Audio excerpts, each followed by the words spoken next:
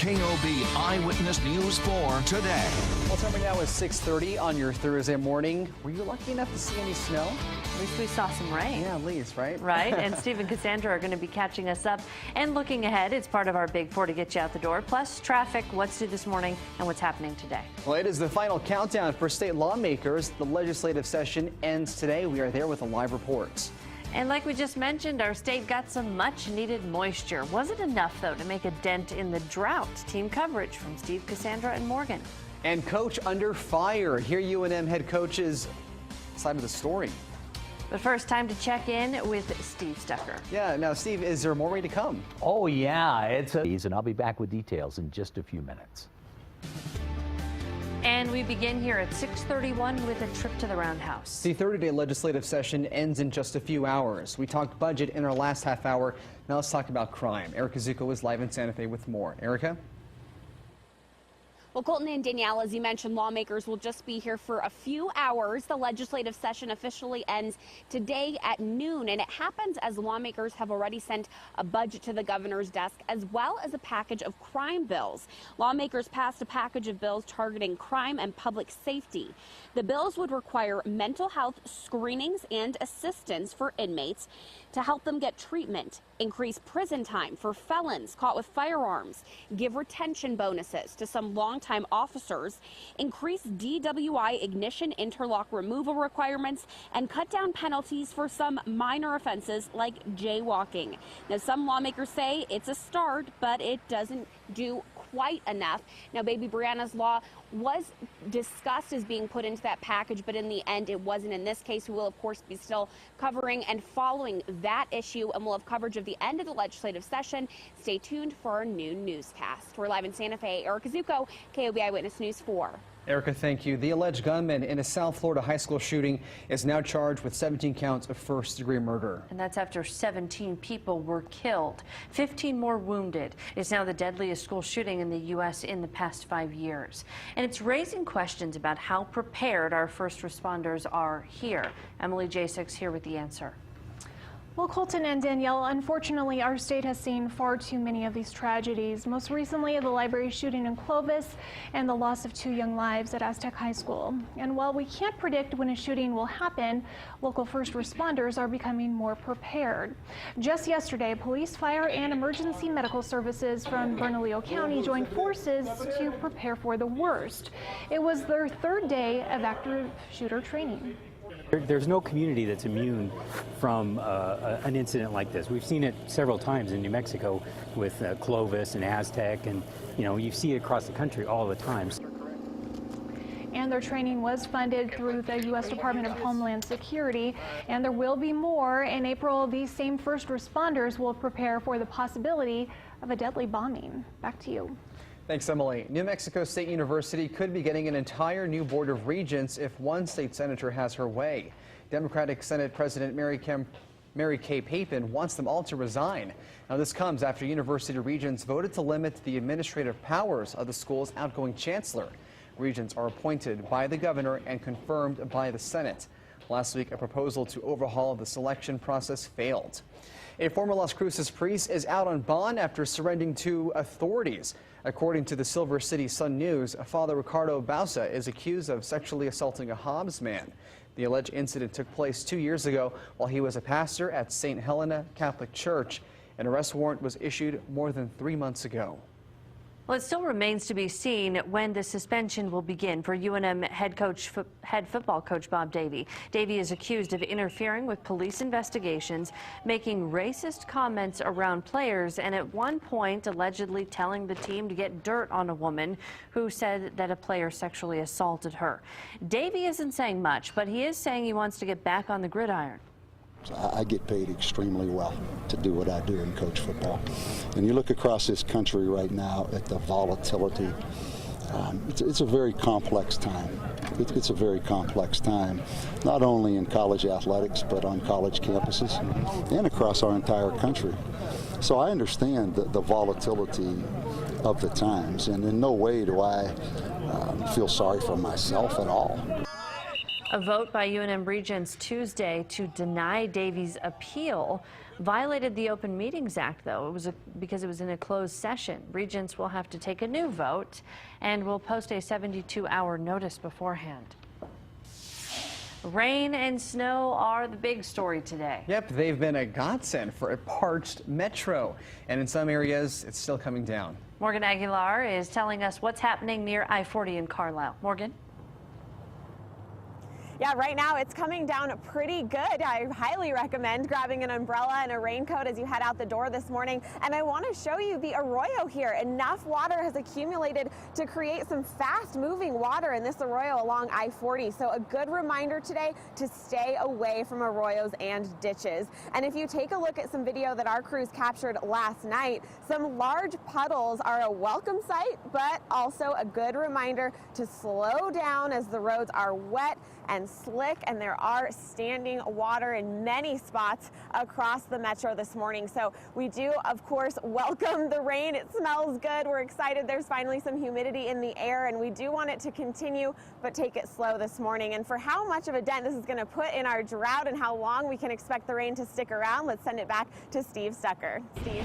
Well, hello everybody and good morning. I'm dubbing this precipitous sunshine emerging tomorrow. Showers possible through tonight. So we saw the rain, the water running through the arroyos. How much have we had? Well, we've gotten some good numbers around the state areas, central, western, southwest department.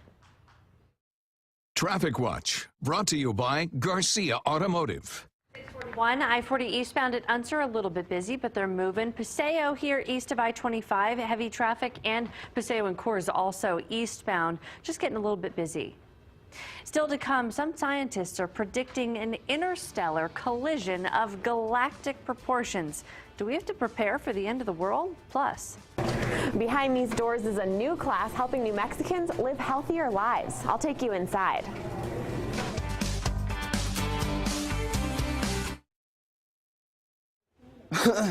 We're back with a Big 4 to get you out the door with a check of your weather, your traffic, what's happening today, and what is new this morning. All right, now this is a pretty crazy story. Luckily, none of us will be alive when scientists predict the Andromeda Galaxy, shown here, will literally collide with the Milky Way. That's where we live. According to Newsweek, this is not supposed to happen for a few billion years, so you don't need to prepare for the end of the world or anything. But it is moving fast. Scientists calculate that it moves 63 miles every second towards the Milky Way. And both galaxies are roughly the same. That's kind of scary. wow. Okay. All right, Roadrunner Food Bank feeds thousands of hungry New Mexicans every single day. And they're trying to make sure that people in need have access to more than just processed foods. Morgan Aguilar explains how a new community collaboration is helping them do that. For the past 3 years, Roadrunner Food Bank has been helping New Mexicans in need take home fruits and vegetables from its Healthy Food Center. To take advantage, clients must have a medical referral. So we work with healthcare clinics who screen their patients for food insecurity and a nutrition-related chronic health condition. 10 months ago, Presbyterian Center for Community Health donated the money to pay for a kitchen at the center. Before they had that kitchen, clients would come into the Healthy Food Center and pick up whatever vegetables they wanted, but then they'd get them home and not know how to prepare them. We'll get through things like artichokes or eggplant, spaghetti squash, and people are like, what is that? But with programs like this This is a great recipe. that's no longer the case.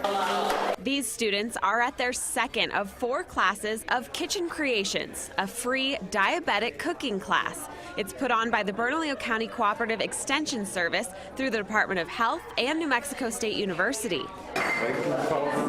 Inviting community groups to use the space for nutrition education was another goal of the food bank when the kitchen went in. So we're really excited that this is starting to happen now, just about a year into having the kitchen.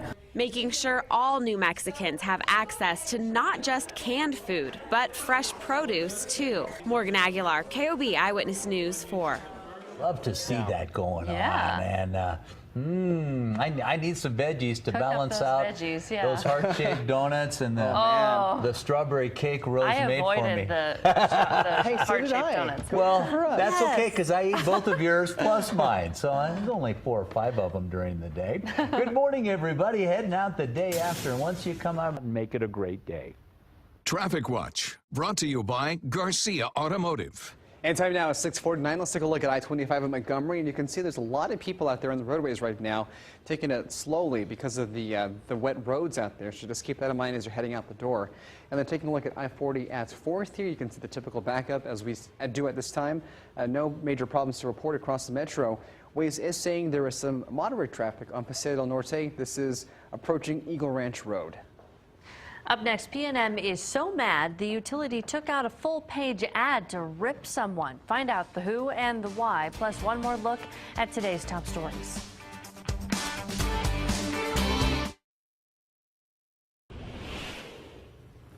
Police say the alleged gunman accused of killing at least 17 people and injuring more than a dozen more at a Florida high school legally purchased the AR-15 rifle he used in the shooting about a year ago. 19-year-old Nicholas Cruz is charged with 17 counts of first-degree murder. He was questioned for hours this morning, but police say the motive is not clear. They do suggest, though, that shooting may have been planned. Classes at Marjorie Stoneman Douglas High School are canceled today. Grief counselors will be on hand for students who need them. Also, the White House just announced a presidential proclamation honoring the victims of that tragedy. The Albuquerque woman who's waited nearly a decade for justice after being beaten nearly to death won't have to wait much longer for a trial. Yesterday, Brittany Marcel was in court as her alleged attacker's lawyers asked the judge for a couple of things. Justin Hansen wanted some of his charges dropped and his conditions of release modified. Marcel made her plea, saying, please don't do any of that.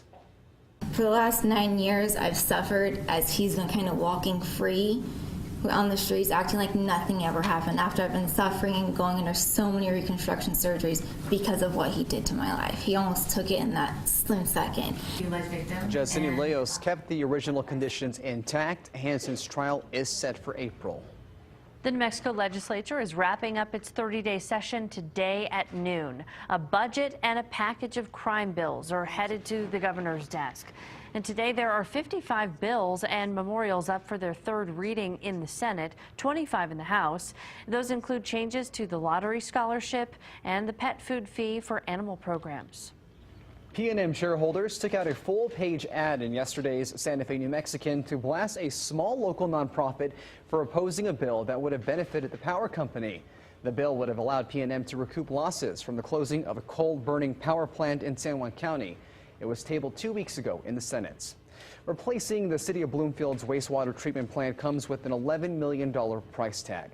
According to the Farmington Daily Times, the City Council unanimously approved a preliminary engineering report for the project this week. The EPA ordered the improvements last year, and just this past fall, the city's Harvest Gold subdivision was finally able to access drinkable water after an almost 2-year wait. Lawsuits over the 2015 Gold King mine spill will be able to move forward. That's the ruling from a federal judge. The spill in the Four Corners sent millions of gallons of tainted water into the Animas and San Juan rivers. New Mexico and the Navajo Nation are seeking damages from the federal contractor Environmental Restoration, LLC.